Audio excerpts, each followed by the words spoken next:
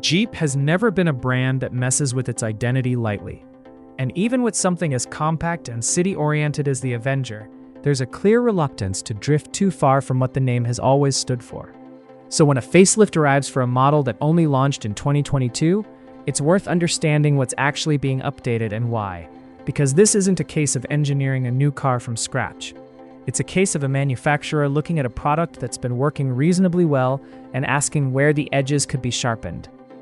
The refreshed Avenger was first shown in Brazil, which is an interesting choice of venue and hints at Jeep's broader ambitions for the model beyond its established European stronghold.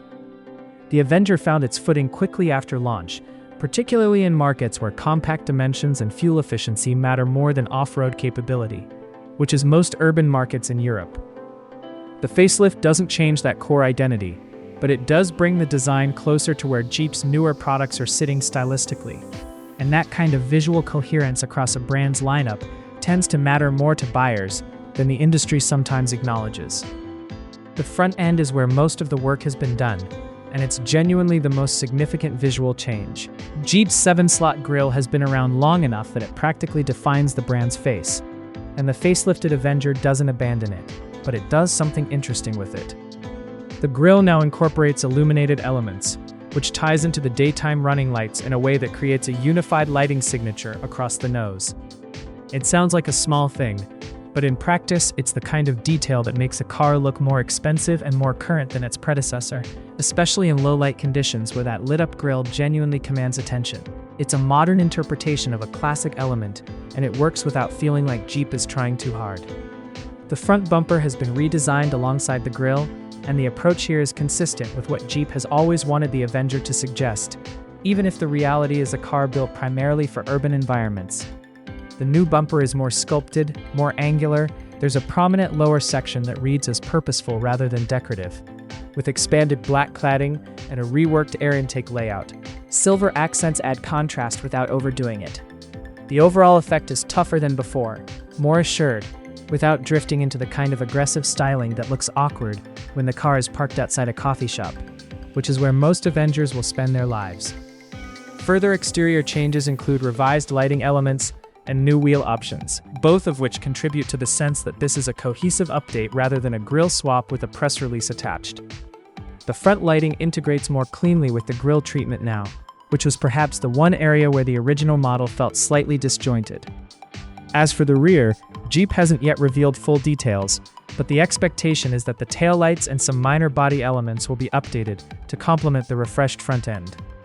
That kind of front-to-rear consistency matters for the overall impression of quality, and it would be slightly odd to leave the rear completely untouched, given what's happened up front.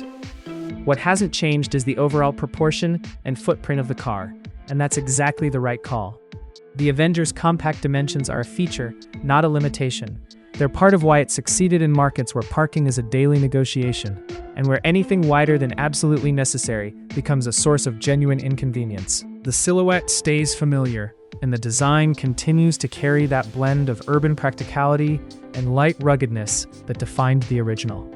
The facelift updates the details without second-guessing the formula, which shows a degree of confidence in what made the car work in the first place.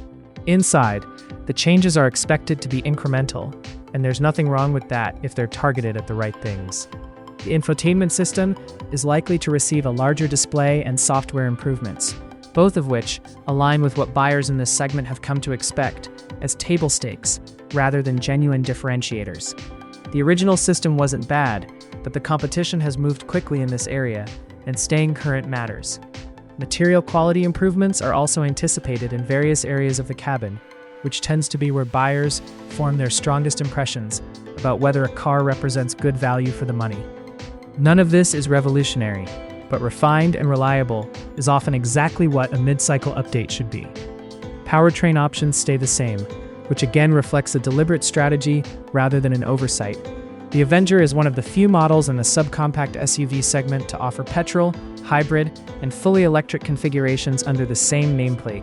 And that flexibility has been central to its ability to operate across different markets, with different infrastructure realities and regulatory environments.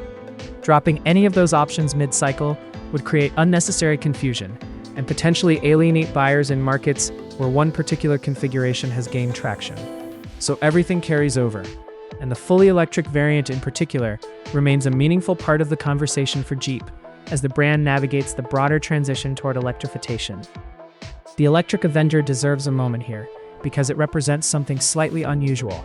A proper Jeep, even in spirit, that runs entirely on battery power, and does so in a segment where fully electric options are still far from universal. The range and performance figures are competitive for the class, and for city-oriented buyers who are ready to make the switch, but still want something that looks and feels like it belongs in the Jeep family, it delivers on that in a way the brand should be more openly proud of. The hybrid options slot in beneath that as a practical middle ground for buyers who aren't ready to commit to full electrification, but want better efficiency than a conventional petrol engine provides. The broader industry context for this facelift is worth acknowledging. Mid-cycle updates have become increasingly focused on exterior design and technology rather than mechanical changes, partly because the cost of engineering new powertrains or platforms mid-cycle is difficult to justify commercially, and partly because design and connectivity are genuinely where consumer attention has shifted. Jeep is working within that same reality, and the illuminated grille and updated lighting signature represent exactly the kind of perceived value enhancement that doesn't require a wholesale re-engineering, but does meaningfully change how the car is experienced and received. It's a pragmatic approach, and it's one that keeps the Avenger looking current without asking buyers or the brand to reset their expectations entirely. Market positioning hasn't shifted, which is intentional. The Avenger remains Jeep's most accessible entry point, particularly in European markets, and it's doing a job that matters strategically, bringing buyers into the Jeep ecosystem who might previously have looked at Volkswagen, Peugeot, or any number of other brands offering competent small crossovers.